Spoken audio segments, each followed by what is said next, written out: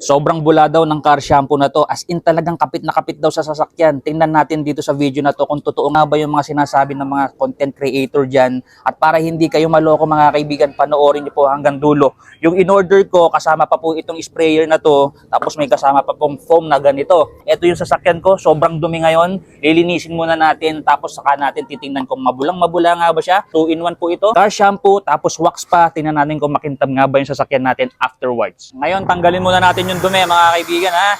Kumbaga pre-cleaning muna tayo para mawala yung mga alikabok. Okay, dito naman tayo sa side.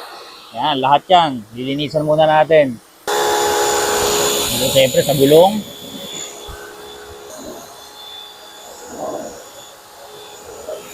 And siyempre dito tayo sa rear.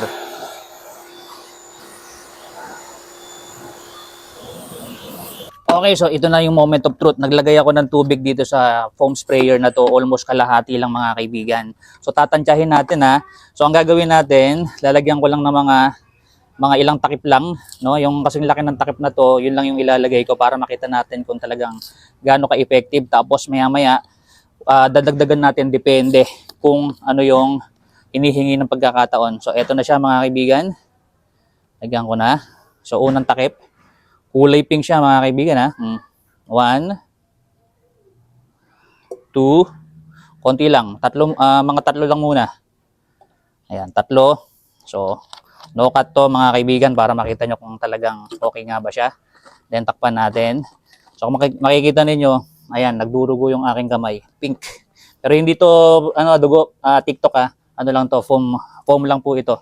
Ayan, so gawin natin, alog natin ng konti. Tapos eto na. Bobombahin lang natin siyang ganyan. And tingnan natin mga kaibigan kung talagang effective siya. Tingnan nyo mabuti. Hindi ko na muna ikakat tong video na to. Then tingnan nyo na muna from afar. I-adjust ko to para makita ninyo.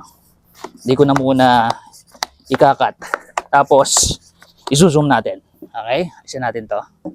Then ito na. Wow. Effective nga ba? Grabe. Mabula nga mga kaibigan. So tatlong takip lang ng foam na ganito. Wow. Ambula nga. Konti lang yung nilagay ko mga kaibigan pero grabe oh. Tingnan nyo naman. Ambula. Di ba?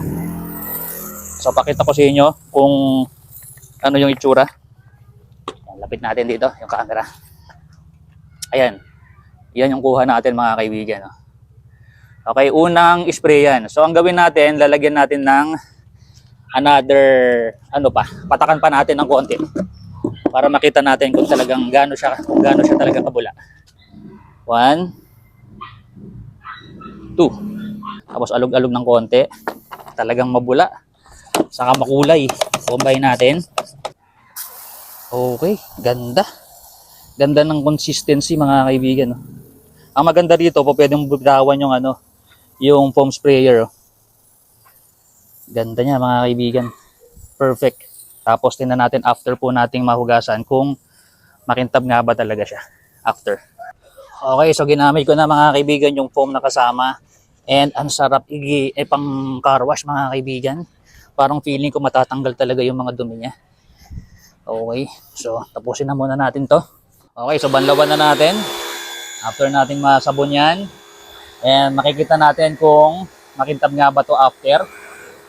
So napakasarap niyang gamitin mga kaibigan ha. Kasi foamy po talaga siya. And feeling ko, natanggal na naman lahat ng mga dumi. And ang pinaka-last na lang natin na titingnan is kung yung totoo nga ba yung sinasabi na wax na rin siya after. Okay, so eto na mga kaibigan yung moment of truth Yan, so wala tayong ginawa dyan, kundi talagang winashing lang natin. And tingnan natin kung talagang may feel siya ng pagka-wax. Aba, oo nga mga kaibigan. 'Di ba? Alam niyo naman 'yon, 'di ba? Pagka may wax, parang feeling niyo makinis dito, hindi niyo man lang makamot yung ibabaw ng paint. Tingnan natin kung makintab siya after ha. Punasan natin ang ating towel. Tingnan natin. Saka itong towel na to, lalagay ko rin sa comment section ha, or sa yellow basket para makita nyo. Maka-order din kayo ng towel na ganito. Yung mabilis makapagpatuyo ng sasakyan pagka bagong car wash. Okay. Oh.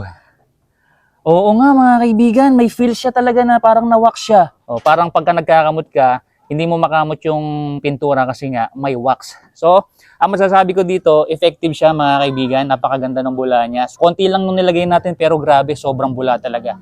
Ang ano lang, kumukulay lang sa kamay yung pinaka kulay niya na kulay pink. Pero nonetheless, hindi naman po harmful ito. Kung gusto nyo rin po nito, at ito yung hinahanap nyo na merong kasama ng sabon na ganito na sobrang bula at saka ganitong foam sprayer, ilalagay ko po yung link dyan sa yellow basket. Diyan na lang po kayo bumili para ito po mismo yung mabili po ninyo. Okay? So perfect po yan. Grabe, ganda.